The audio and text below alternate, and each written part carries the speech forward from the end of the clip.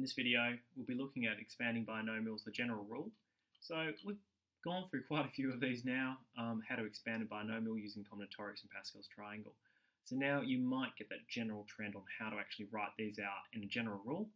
So it says here, expanding binomials, complete the first three terms and last two terms with expansion. And I think we're just sort of looking at this as n's quite a large value. Because if n was 1, there would definitely not be just 1, 2, 3, maybe even more, 4, 5. 1, 2, 3, 4, 5. So this would have to be the power of 5, right? Or more for us to fill in this rule. Let's just treat this as a general rule and that n is greater than or equal to 5. So off we go.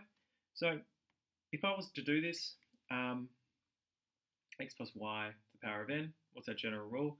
Well, we know that this is a, this is our b value, and that's our n value, okay? Now we know that instead of, normally it's like, 5 choose 0, but in this case n choose 0, and then we put in our a value, x, and then we put y. Now we know x will start at the highest power. The highest power in this case is n, and y will start at our lowest power, which is 0. Then we add on. We go on to the next term.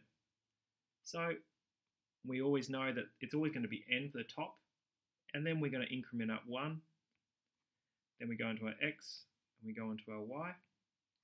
Now x here would decrease in power, so it'll be n minus 1, and y is going to increase in power, so it's going to go to 1.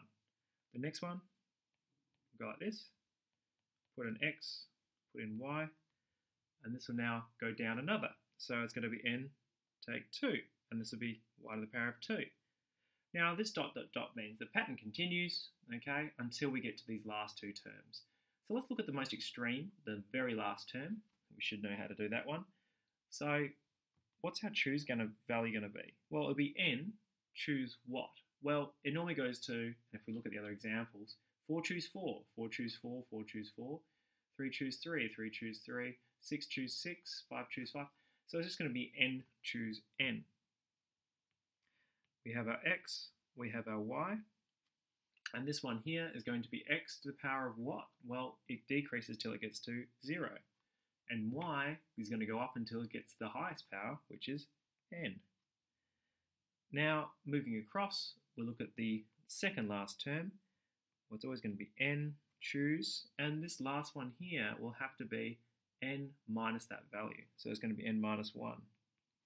Just there, just squeeze that in myself. And then we've got x and we've got y. Now in this case, x will have to be to the power of 0 plus 1 is 1. And our y would have to be to the power of n minus 1.